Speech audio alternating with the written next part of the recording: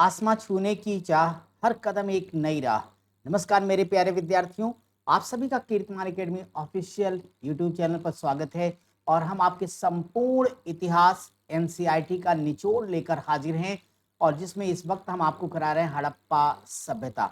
तो बिना एक भी सेकंड गंवाए तत्काल आइए, हड़प्पा सभ्यता की अगली क्लास पे आपको लेके चल रहा हूँ। और आपको पहले भी बोला हूं कि एनसीईआरटी की एक एक क्लास आपके सिलेक्शन को तय करेगी। इस नाते इसको बहुत ही सीरियस भाव से आप लोग एक एक चीज को अच्छे से तैयार कर लीजिएगा। सारा का सारा इसका पीडीएफ कीर्तिमान एकेडमी ऑफिशियल टेलीग्राम चैनल पर उपलब्ध है, तो वहां से लेके पीडीएफ का रिवीजन भी आप लोग कर सकते हैं। तो आइए तत्काल हम सेशन को शुरू करें माय डियर। हड़प्पा संस्कृति के अंतर्गत आज जो आप टॉपिक पढ़ेंगे, सबसे पहले हड़प्पा की जो कृषि है, इस कृषि से जुड़े हुए कुछ बड़े ही महत्वपूर्ण तथ्यों को हम आपके सामने डिस्कस करने जा रहे हैं। अब यहाँ पे एक बात आप जान लीजिए कि अगर मैं पहला ही पॉइंट बात करता हूँ, पहला पॉइंट ये है आपका कि वे चावल के उत्पादन से परिचित थे। कौन? हड़प्पा सभ्यता वाले। चावल के उत्पादन के साक्ष्य की बात करेंगे माय डियर, तो चावल के उत्पादन के दो प्रमुख साक्ष्यों का नाम लीजिएगा। एक तो आप लोग लोथल आपका हो जाएगा, लोथल एक महत्वपूर्ण, दूसरा रंगपुर। लोथल और रंगपुर ये दो के दोनों ही आपके स्थल कहाँ पर हैं जी? तो गुजरात में। यहाँ से क्या साक्ष्य आपको मिल गया? चावल का। चलिए अच्छी बात है। गन्ना का कोई भी साक्ष्य हमें नहीं मिलता है। लोथल सौराष्ट्र से बाजरे की खेती और रोजदी गुजरात से रागी के विषय में हमें साक्ष्य मिलते हैं। गन्ना का कोई साक्ष्य नहीं, लोथल और सौराष्ट्र से बाजरे की खेती एवं रोजदी से रागी के विषय में हमें साक्ष्य प्राप्त होता है। पूरी दुनिया में कपास का उत्पादन करने वाले सिंधु निवासी पहले थे, इसीलिए मेसोपोटामिया में कपास के लिए सिंधु, मेसोपोटामिया में कपास के लिए किस शब्द का प्रयोग किया गया? तो सिंधु शब्द का प्रयोग किया गया। और तथा यूनानियों ने इसको क्या कहा? सिंडन कहा। यूनानियों ने इसको क्या कहा मेरे भाई? इसी को यूनानियों ने सिंडन या सिंडोन कहा है। सिंधु शब्द का ही ये यूनानी रूपांतर था। तो आपने जाना कि पूरी दुनिया में कपास उत्पादन करने वाले सिंधु निवासी पहले लोग थे। सिंध निवासी हल के प्रयोग से परिचित थे। कालीबंगा के प्राक सिंध स्तर से हल के जुते हुए खेत और उसमें सरसों के उगाए जाने का साक्ष्य हमें प्राप्त होता है। कहाँ से मैं बात कर रहा हूँ? कालीबंगा से, इसे ध्यान रखिएगा। पाकिस्तान के पंजाब प्रांत में बहावलपुर जिले में स्थित चोलिस्तान, कई बार आपने चोलिस्तान शब्द सुना होगा कि चोलिस्तान, तो जब भी आएगा चोलिस्तान शब्द तो डियर स्टूडेंट याद रखिएगा कि चोलिस्तान कहाँ पे? पाकिस्तान के बहावल प्रांत में, बहावलपुर जिले में है ये, पाकिस्तान के पंजाब प्रांत के। और कहते हैं कि बहावलपुर जिले में स्थित चोलिस्तान और भारत के हरियाणा राज्य के फतेहाबाद जिले में स्थित बनावली से मिट्टी निर्मित खिलौना हल। क्या आपने सुना? क्या सुना आपने? मिट्टी निर्मित खिलौना हल। तो मिट्टी निर्मित खिलौना हल, तो इसे आपको नोट करना चाहिए। मिट्टी निर्मित खिलौना हल के साक्ष्य बनावली। बनावली तो आपको सभी को याद है, वड़ावली या बनावली। लेकिन अगर चोलिस्तान विकल्प में रहेगा, बनावली ना रहेगा, तो आप कंफ्यूज हो सकते हो। सो यहाँ पे चोलिस्तान भी नोट कर लीजिएगा। चोलिस्तान, क्योंकि जो भी नए शब्द हैं वो कभी परीक्षा में आ जाएंगे तो परेशान कर सकते हैं। चोलिस्तान, ठीक है, क्लियर है। चलिए आगे चलते हैं। थोड़ा हम सिंध निवासियों के पशुपालन के बारे में अब जानते हैं भाई।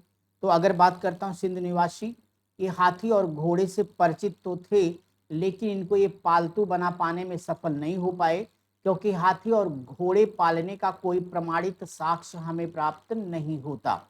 हड़प्पा संस्कृति में घोड़े के अस्तित्व को स्वीकार नहीं किया जाता है, परंतु गुजरात के सुरकोटदा से घोड़े के अस्थिपंजर, बलूचिस्तान के राना घुंडई से घोड़े के दांत यानी जबड़ा, मोहनजोदड़ो के ऊपरी सतह से घोड़े के अस्थिपंजर के अस्तित्व के साक्ष्य हमें मिलते हैं।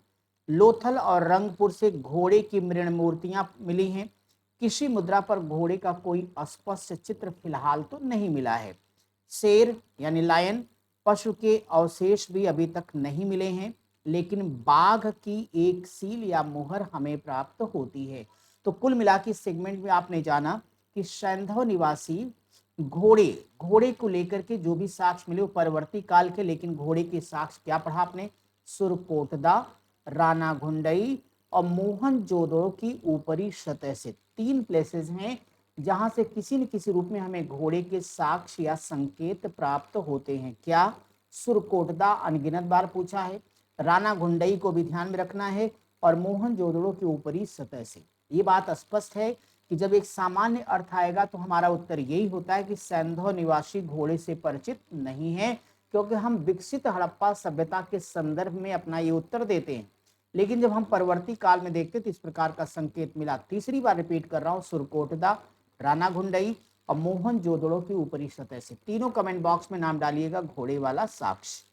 इसके अलावा घोड़े की मिट्टी की मूर्तियां या मृण मूर्तियां कहां से? लोथल और रंगपुर से हमें प्राप्त होती हैं। तो कुल मिला के 5 तथ्य हमारे सामने आए, सुरकोटदा, राणा घुंडई, मोहनजोदड़ो का ऊपरी हिस्सा के साथ ही साथ लोथल और रंगपुर। ठीक है, चलिए भाई। और आपने देखा कि शेर का ही पालन करते नहीं थे और बाघ का एक हमें मुहर प्राप्त होती है। सिंधु वासियों को गैंडा, भारतीय गैंडे का एकमात्र प्रमाण इनका मिला है। कहां से मिला है? आमरी से। कहां से मिला है जी? तो आमरी से गैंडा पाले जाने का एकमात्र साक्ष्य मिलता है।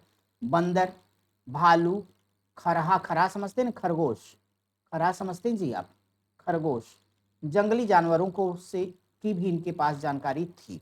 आइए सैंधव वासियों के जरा व्यापार और वाणिज्य को देखेंगे। तो सिंधु सभ्यता में सिक्कों यानी मुद्रा का प्रचलन नहीं था। क्रय विक्रय के माध्यम, क्रय विक्रय कैसे होता था? वस्तु विनिमय यानी बार्टर सिस्टम के माध्यम से होता था। किसी भी पुरास्थल से मुद्रा के प्रमाण हमें नहीं मिलते। व्यापारिक वस्तुओं की गांठ पर शिल्पियों और व्यापारियों द्वारा अपनी मुहर की छाप लगाने की प्रथा थी। लोथल से कई मुहरबंदी छाप मिली हुई है। मोहनजोदड़ो से मिट्टी की 2 पहियों वाली खिलौना गाड़ी, कांसे की 2 पहियों वाली खिलौना गाड़ी, चनहुदड़ो से मिट्टी की 4 पहियों वाली खिलौना गाड़ी मिली है। लोथल से अल्वेस्टर पत्थर का एक बड़ा पहिया और बनावली से सड़कों पर बैलगाड़ी के पहिए के निशान मिले हैं। मोहनजोदड़ो से प्राप्त एक मुहर पर नाव के चित्रांकन और लोथल से प्राप्त मिट्टी निर्मित खिलौना नाव से अनुमान लगाया जाता है कि सैंधववासी आंतरिक और बाह्य व्यापार मस्तूल वाली नाव का इस्तेमाल करते रहे होंगे।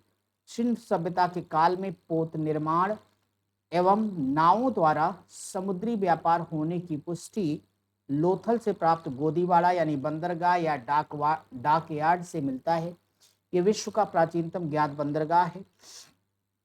पश्चिमी भारत और मकरान के तटवर्ती क्षेत्रों से ज्ञात सिंधु सभ्यता की बस्तियां संभवतः समुद्र पारीय व्यापारिक पड़ाव के रूप में बंदरगाह थी। मेसोपोटामिया यानी इराक से व्यापारिक संपर्क स्थल और समुद्री दोनों मार्गों से था। सिंधु सभ्यता मेसोपोटामिया के बीच होने वाले व्यापार में अफगानिस्तान और ईरान के क्षेत्रों की मध्यवर्ती भूमिका थी, जबकि जल मार्ग से होने वाले व्यापार में फारस की खाड़ी में स्थित बहरीन द्वीप भी मध्यवर्ती की भूमिका में था। मापतौल 16 के गुणज में थे, 16, 64 से 160 अन्य आप यहाँ पे सैंधववासियों के बारे में जान पाइए। उनके जो व्यापारिक स्थल में प्रमुख, बार बार आपने देखा होगा, तो ये प्लेस आप गौर से देखिएगा माय डियर, ये मेलुहा, मेलुहा क्या कहते हैं? नाविकों का देश। और ये देखें आपका कौन सा? आपका दिलमुन, दिलमुन का मतलब हाथियों का देश, जो कि बहरीन द्वीप में आपका है। और ये आपका राजधानी इसकी मनामा थी। ये मागन या माकन है, जो कि ओमान के आसपास से इसका समीकरण स्थापित किया जाता है। ये हड़प्पा के व्यापारिक मार्गों को आप बड़े आराम से देख पा रहे हैं कि कैसे इनके जल मार्ग और स्थल मार्ग से लोगों से संपर्क हैं। प्रमुख आयातित कच्चा माल कहां कहां से आता था? एक बार मेरे साथ रिवाइज करिए। टिन अफगानिस्तान, ईरान, मध्य एशिया। तांबा खेतड़ी राजस्थान बलूचिस्तान से। चांदी ईरान और अफगानिस्तान से। सोना अफगानिस्तान, फारस और कर्नाटक में कोलार खान से। लाजवर्द मणि मेसोपोटामिया और अफगानिस्तान, सेलखड़ी बलूचिस्तान, राजस्थान, गुजरात, नील रत्न बदख्शां और नीलमणि महाराष्ट्र, दक्षिण भारत, हरित मणि दक्षिण भारत, शंख और कौड़िया सौराष्ट्र, गुजरात तथा दक्षिण भारत, शीशा ईरान, अफगानिस्तान, राजस्थान, शिलाजीत हिमालय का क्षेत्र है। और अगर हम बात करें फिरोजा की, तो फिरोजा जैसे पदार्थ को अफगानिस्तान से ले आते थे। कहाँ से? तो अफगानिस्तान। ठीक है जी। तो चलिए भाई, अब आगे हम बढ़ाएं आपको। तो ध्यान रखिएगा कि भारत में चांदी के प्राचीनतम साक्ष्य, ये पॉइंट नोट कर लीजिएगा। तो हड़प्पा वासियों को चांदी की जानकारी थी। ये लोग राजस्थान की जावर और अजमेर खानों से चांदी को प्राप्त करते थे। मुख्यतः हड़प्पा मोहनजोदड़ो हेतु अफगानिस्तान और ईरान से आयात किए जाते थे। क्या? चांदी। तो माय डियर, आज हमने चर्चा की, आपके सामने नॉन स्टॉप चर्चा जरा हमने कर दी हड़प्पा के व्यापार और वाणिज्य तथा कृषि और पशुपालन के बारे में। उम्मीद करते हैं ये क्लास भी आपके लिए पिछली क्लास की तरह बहुत उपयोगी रहेगी। हमने छोटे छोटे क्लासेस में बांटे हैं ताकि आप एकाग्रता पूर्वक चीज़ों को सुन पाए, समझ पाए। बाकी आप सबको याद है कि क्लास है और डेली लाइव प्रैक्टिस 7 बजे हम कीर्तिमान एकेडमी वाले चैनल पर असिस्टेंट प्रोफेसर लेवल के सवालों की प्रैक्टिस कराते हैं, और रात 10 बजे टीजीटी पीजीटी जैसी परीक्षाओं के लेवल के सवालों की लाइव प्रैक्टिस डेली चलती है। तो आप इस क्लास को पढ़िए, लाइव प्रैक्टिस करिए, सब कुछ पढ़िए, दोस्तों तक भी शेयर करिए, और वीडियो के नीचे कमेंट करके हमें सेशन के बारे में जरूर अवगत कराएं। उससे हमें ये पता चलता है कि आपको कितना लाभ मिल रहा है। और साथ ही साथ अगर कोई सलाह या सुझाव हो तो उसका आपका हृदय से स्वागत और अभिनंदन रहेगा। हम मिलेंगे आपकी अगली एनसीईआरटी की क्लास में। नमस्कार।